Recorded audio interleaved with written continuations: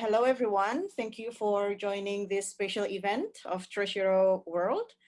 My name is Rima and I'm a country coordinator of Treasure Indonesia. And now I'm helping Treasure World in organizing this webinar and movie screening of The Story of Plastic. So now we have three great speakers here. First one is Enzo. I'm Enzo. I'm based in Italy, near Milan, but I'm working internationally on zero waste programs. I'm currently serving as the scientific coordinator of Zero Waste Europe, and which makes me in close contact also with GAIA on all the strategic issues and so on and so forth. And I feel blessed to be cooperating with the Let's Do It Foundation for the training programs on the Keep It Clean plan. I was one of the co-authors of the Keep It Clean plan, which I assume you know. All right, thank you very much, Enzo. And then I will go to Kadri. Hello, so I'm Kadri. I'm from Let's Do It Foundation based in Estonia. Yeah, I've been working with Enzo for several years now, helping to put together the Keep It Clean plan, and I'm the main coordinator for the training programs that we have now in Let's Do It Foundation. So although I'm also familiar with waste management, my background is actually more in education for sustainable development and environmental awareness. So this is my main background in this, but yeah, I can also talk about the waste related issues. Okay, thank you very much, Kadri. And then we also have Beau from breakfreefromplastic. May you introduce yourself, Beau? Yes. Hi, everyone. Pleased to be with you. I'm Beau Baconguis. I'm the Asia Pacific coordinator for breakfreefromplastic. I used to be 50% campaigner for GAIA, plastics campaigner for GAIA, Asia Pacific. So Yobel and I work together, and I've met some faces here in the Trash Hero family meeting. Was it last year, Roman? In Thailand. I used to work with Greenpeace, and prior to Greenpeace, I was involved in the lobby for the Philippine Clean Air Act as well as the Ecological Solid Waste Management Act. I just pasted the first question in the chat. I think everybody is just wondering when this valuable video will be publicly available so we can promote it. Maybe we can do some screenings, organize it. For example, is promoted via social media. That's the first question. And the second one, how we as Trash Hero chapters can support the needed necessary changes that were mentioned at the end of the movie. Right now, we were given like a specific period with which we can do public screening. So today is the last day. But then we're waiting for arrangements to happen so that in the future we can still do more screenings.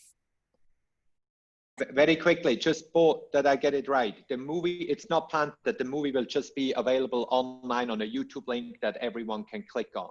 That is not the plan, or is this the plan? What?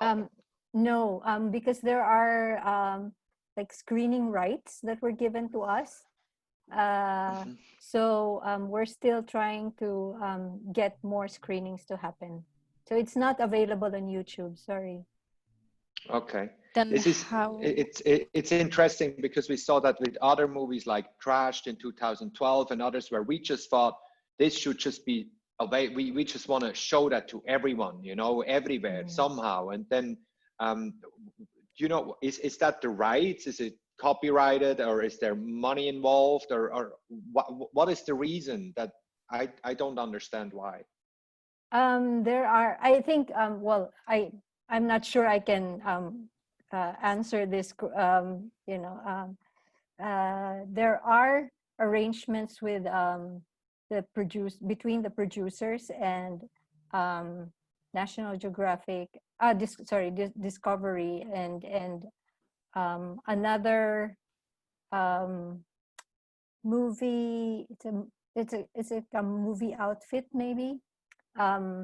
So, but for advocacy work, I think we're given more leeway to be able to do free screenings, but we need to go through a process.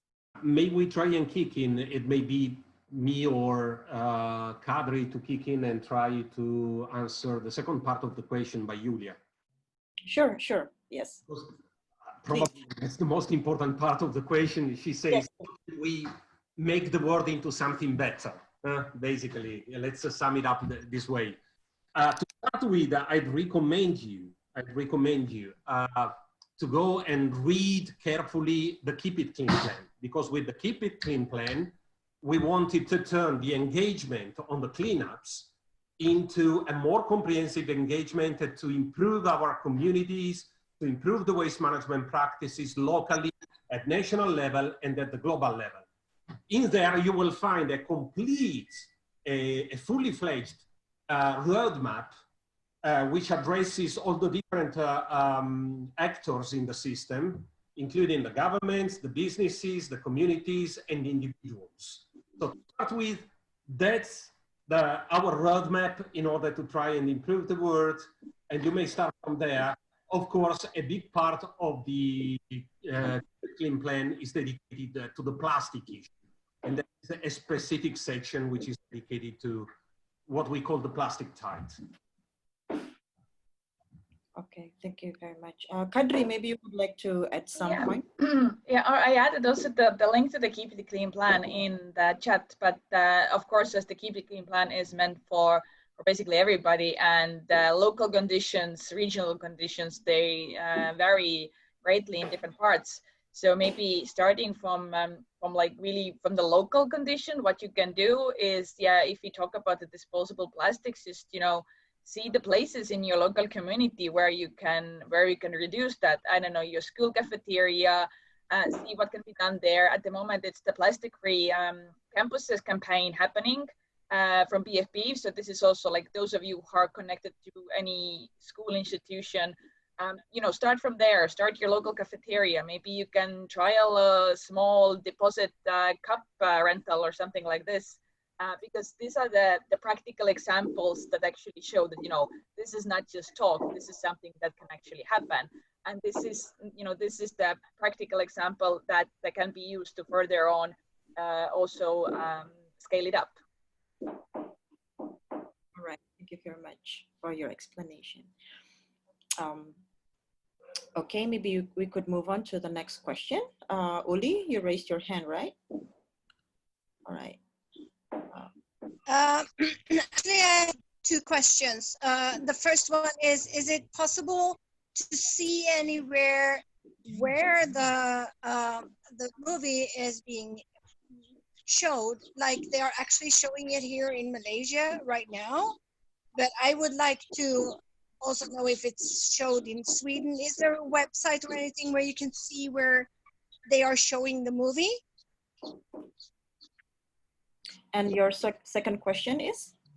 Second question is, there is a lot of talk about plastic waste in the movie, and this I see a little bit as a problem, because it's not that puts the blame on the people, which is also talked about in the movie.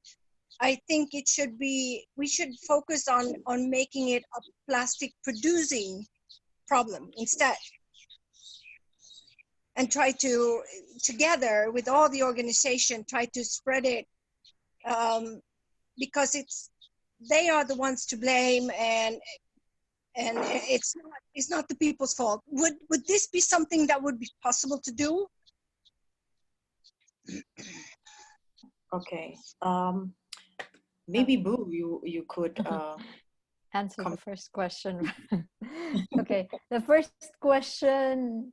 Oh,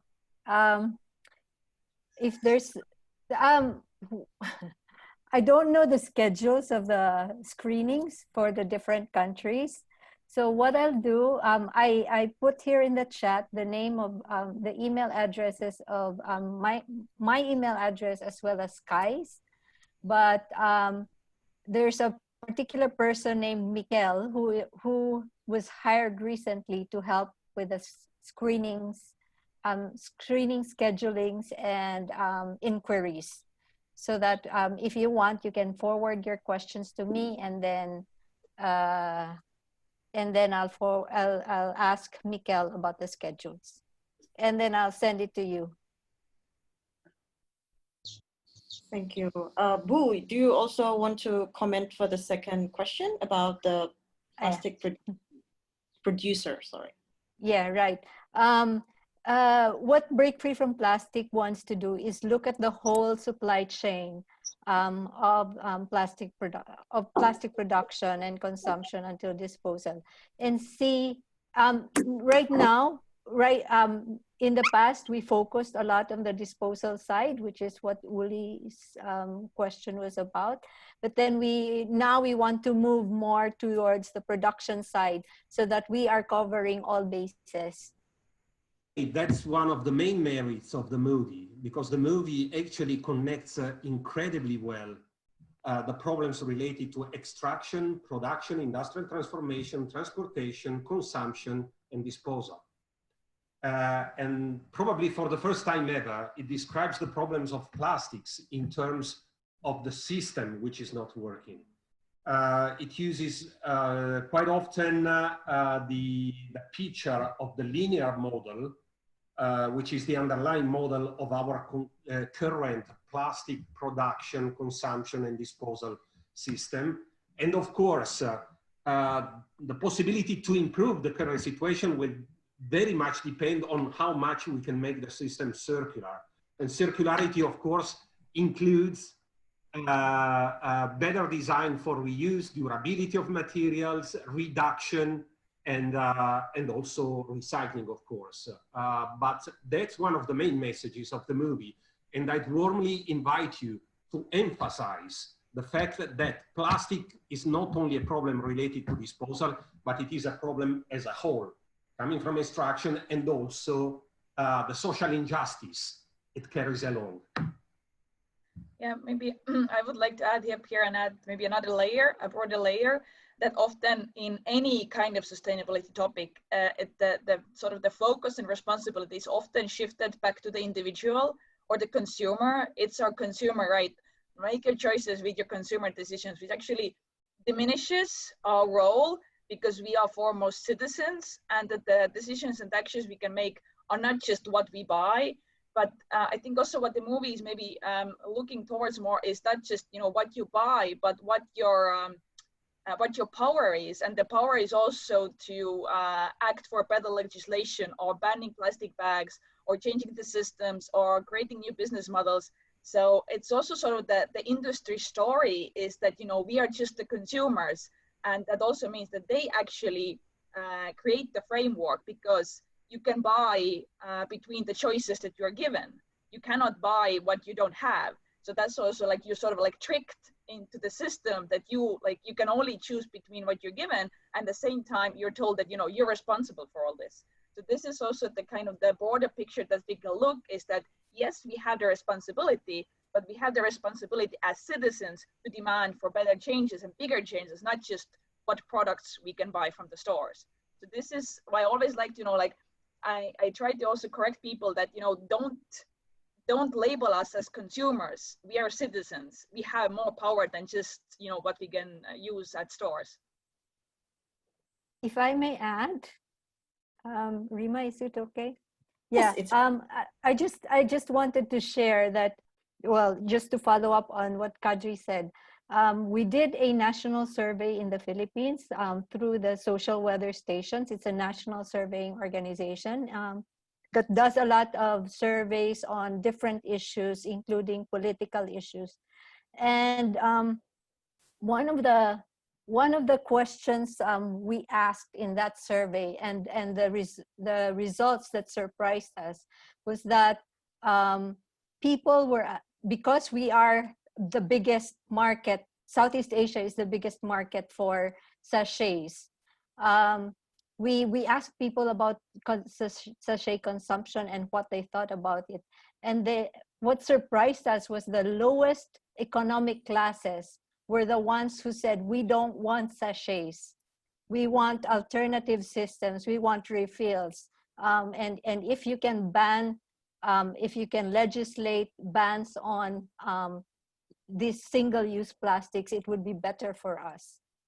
Answer this question, but exactly speaking about the differences between the countries and the products that are introduced. So there was this pretty good example of, you know, sachets and shampoos that are sold, you know, sold in Europe and in Southeast Asia.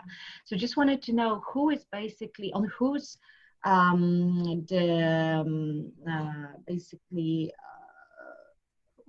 who's basically the decision, the decision of, you know, putting this product or the other one in which country is done. So is it a government or is it the company itself who basically make a decision which kind of products can be used? Because there are some like norms in different countries, obviously, but well, again, perfect, you know, perfectly presented problem of you know, the first, you know, how we produce the plastic. I think that the ban, it must be put in there. So basically, who's taking the decision? Is it like a company or more a country?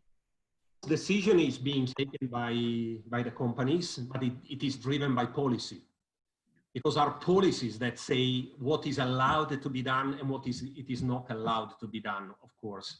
And one of the problems which have been highlighted by the movie is the issue with double standards, with companies having for the very same product, different types of packaging in Europe, because they have got certain bans and restrictions, and in Asia and elsewhere, because such bans and restrictions are not adopted. So first and foremost, the most important would be to have a consistent regulatory framework which drives for the best choice. Unfortunately, the problem with sachets is that the fast-moving consumer goods companies were trying to find a very easy way to address those layers in the society with the lowest purchasing power. And but unfortunately, this is dumping the cost of the management of the waste, which is thereby created, simply on the poorest communities and on the open environment, because there are no formal schemes for separate collection, no formal schemes for waste management. And so it ends up in the open environments. That's it.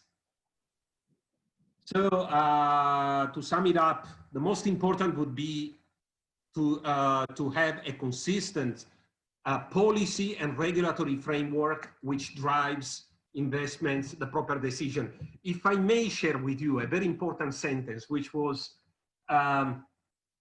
it was worded by a high-level EU officer at the last United Nations Environmental Assembly last year in Nairobi.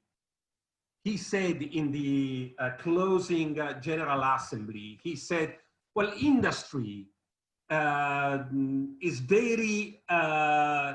is always ready and able to adopt innovation, but sometimes they need the nudge. You understand what I mean? Instead of saying the nudge, I would say the kick in the ass, which is innovation in policies, which have to drive investments by the companies. And if there is no policy there, if there is no pressure exerted on the choices by the industry, it will hardly happen. Yeah, I would maybe add up, I totally agree with Enzo, but there's also the point of supervision when we talk about maybe broader about the environmental impacts of products and so on, is that the industry will do as much as it can within the rules that is given to them. So, you know, they also try to step them over and so on. And in that sense, you usually in Europe, you have these governmental bodies who are supposed to do this consumer protection supervision over products. And sometimes from there, it turns out that, you know, like several companies, they are maybe not acting within the rules such as much. So you do get like fines and so on and need to take products back. But usually the problem with these bodies who do the supervision is that they are understaffed. They usually don't have enough money or time or resource or whatever to do really proper supervision. And in these cases, this kind of, let's say, civil society watchdog organizations really play a really important part, both in developing countries, whatever, because it's not just, it happens also in wealthier countries. So that this kind of constant push also from civil society to, keep an eye on those products is also important. And I know that also from just, this is from a food waste perspective, but we had a talk with one big supermarket chain, for example, in Estonia, would they do something to change how they treat food waste? And they basically said, like, until it's not written in the law, I'm not going to do anything. So this is basically how they say it. So yeah, the law itself doesn't change anything. So you do have also have this, like someone who is, keeping an eye on things, but you basically, need to start from the policy and regulations. Well, I agree with what both of them said, but also in poorer countries like the Philippines or Indonesia or in other places here in Asia, there's also very weak environmental laws, and sometimes corporations are more powerful than government, so they dictate to government what kind of policies there will be, so or just not to have policies so that they won't have to change the way they behave or they produce things. And also like the corporations are using poverty as a way of promoting more and more consumption of products in tiny micro packages like sachets. So that's why they keep saying, oh, the people cannot afford, big bottles of shampoo or something like that. They can only afford this. But right now, GAIA is coming up with a report that we will be publishing in next month on sachets that will also look at cost, comparing costs between like big bulk supply, bulk purchase, and all these tiny sachets.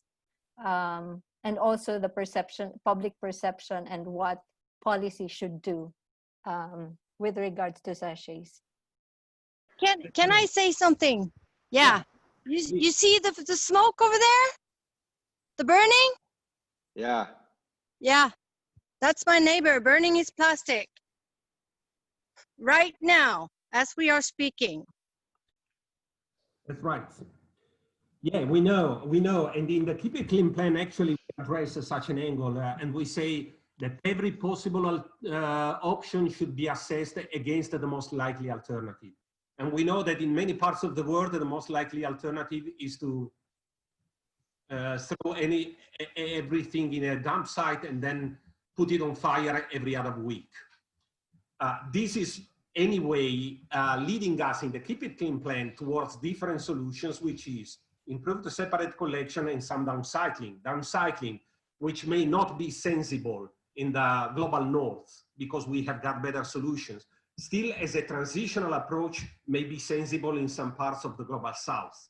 However, since your question was around, wouldn't incineration be better than burning dump sites? Well, in terms of toxic emissions, it may be, not always, it may be. There's also a problem with the scale, the magnitude of emissions, because with incineration, you concentrate them all in a given neighborhood. And so the people from that specific neighborhood may be the most affected, which is not so nice. But anyway, if you consider the vision towards the future, the problem with incineration is basically a problem with lock-in, so-called stranded assets. Once you invest in incineration, you are compelled to use it.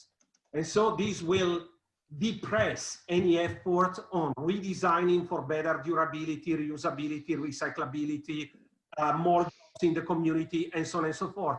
This is a story which we have already seen everywhere, many times in the world, be it the global north, the global south, America, Europe, Asia, and so on and so forth.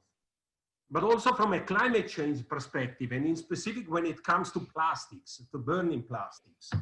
If I consider incineration in order to produce some energy, actually, you know, in present times, in many countries, but not everywhere, incineration is competing with fossil-based sources, such as coal, oil, and natural gas.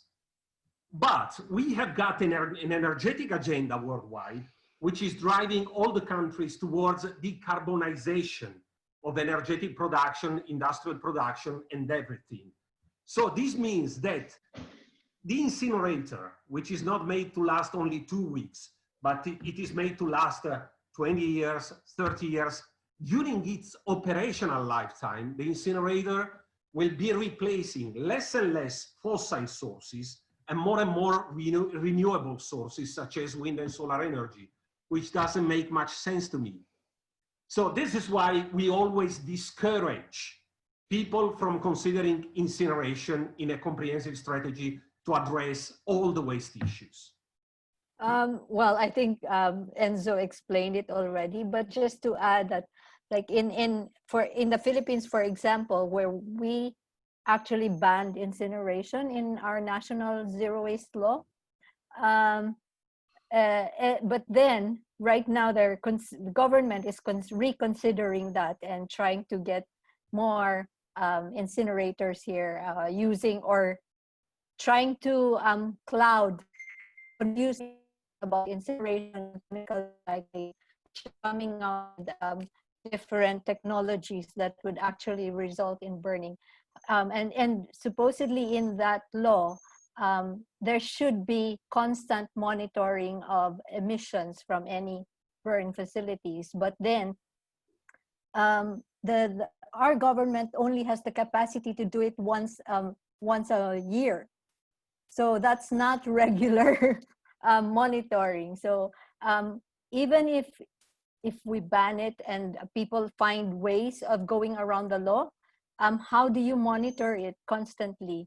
And then we also have these environmental justice issues, because usually these incinerators are found in some of the poorest communities in the country. Yeah, I have not much add here, but maybe just when you talk about the situation that, you know, you have people who have trash piling up and there's nothing to do with it. And of course, there's the work of, you know, how to create the proper waste management. But I think it will always go in parallel of, you know, how we can avoid this waste being created. So, you know, what can you do with the other types of waste, you know, composting for bio waste, and, you know, even if we can try some kind of local solutions where, you know, you have the banana leaves and bamboo, this kind of natural fibers and natural materials that at least won't be toxic when you burn them. So just, you know, I know it's a long process and it's sometimes feels probably very desperate, but, you know, at least try to also step in those situations that, you know, how we can at least reduce some amount of the plastic waste being created. So the work on replacing plastic with other materials and reusables, not, you know, other materials single use, that's also very important to do in parallel.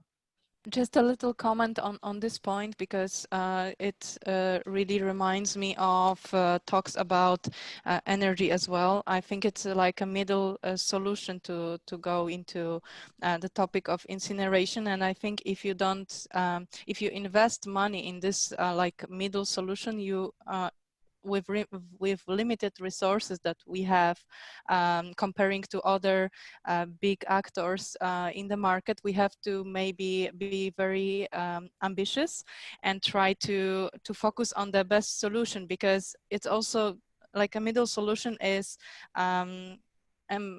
energy from gas, for example, which is still heating the earth. So I can see it as a comparison, and from my perspective, I think we should be like very ambitious and try to point for the best solution, and then somewhere there will be probably a compromise somewhere in the way, but I think if we focus too much money and time in the middle solution, we are far away from the most important goal.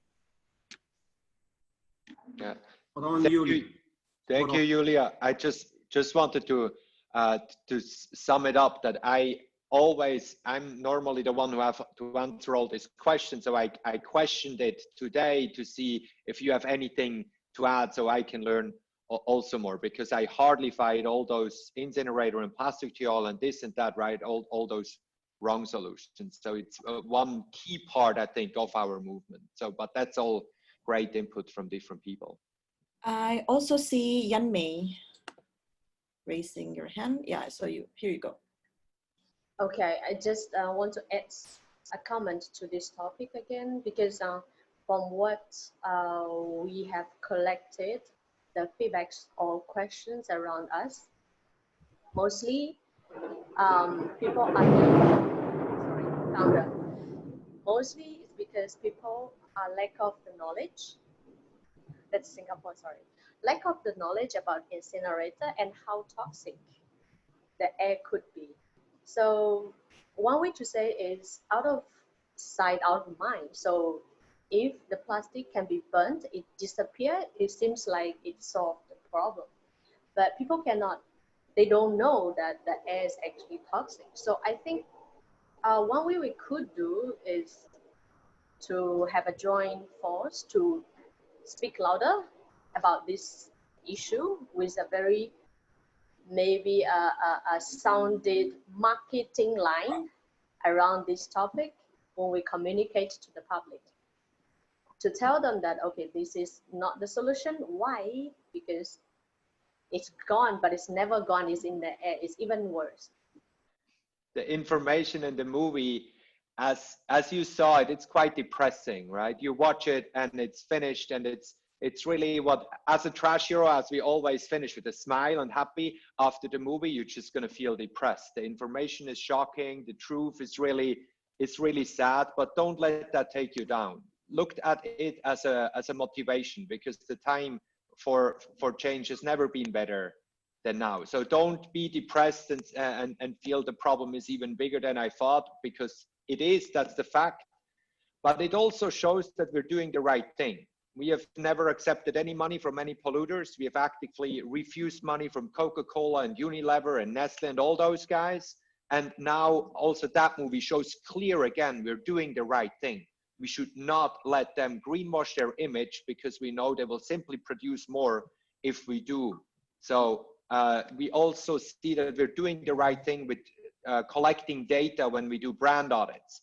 So if you haven't done so, we're going to train that again on the next family meeting, or show you on online sessions to record that data. Those data are very, very important. It's very powerful, and first steps have already been taken by breakfreefromplastic to actually attack those big companies.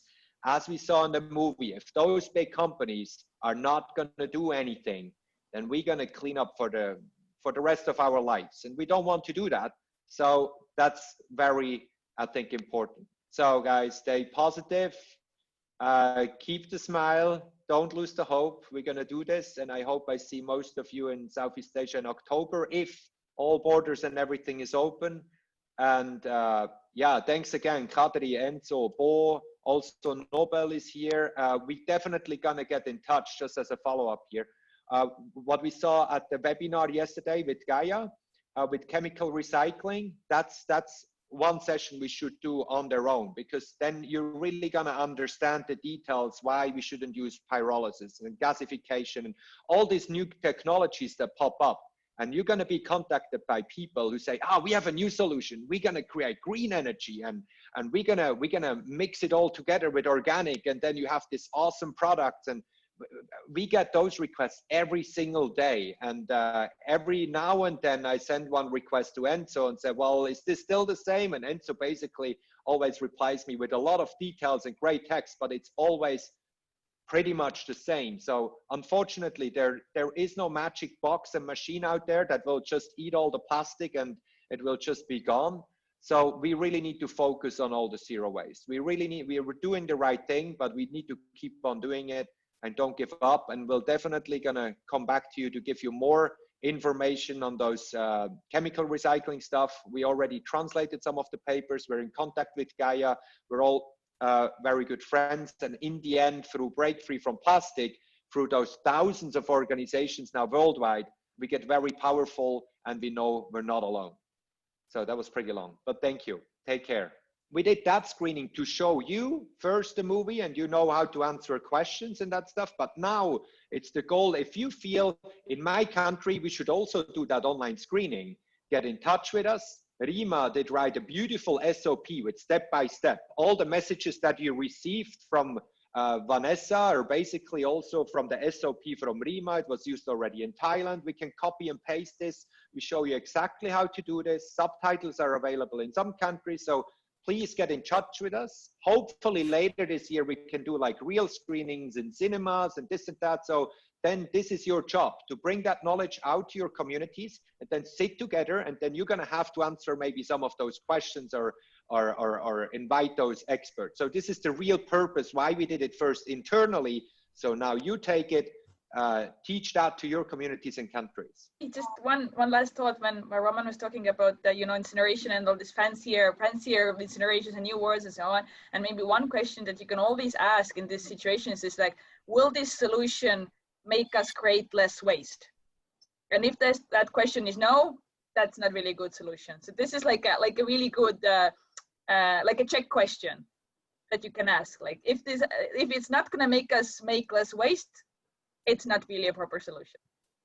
It's just to put some icing on the cake because we know and understand that chemical recycling is very high on the local agenda of debates related to waste management. But apart from the general remark that both incineration and chemical recycling need the waste to be collected, it's not just like you have got the chemical recycling site there and you have removed the littering from the countryside. And so since you have to implement formal collection of the waste, there's so much better to be done with all those materials and resources rather than considering incineration and chemical recycling. But on the specific point of chemical recycling, apart from the precious information we had from the webinar yesterday, and well done, by the way, that was a great informing webinar. But the latest report by GAIA and the previous one by Zero Waste Europe are very much detailed. Probably they are for lawyers and engineers when they have to make confrontation on a very detailed level. But if you want to have something more on a summary level, there is a very nice infographic which was issued by GAIA and to which I contributed, and I put the web link in the chat box. So you go there, there is a one-pager which is an infographic on why chemical recycling doesn't work and it is not a fix for our problems. Okay, so guys, so this is the end of this webinar session. Thank you very much and see you again. Bye-bye. Thank you. Bye-bye. See you again. Bye.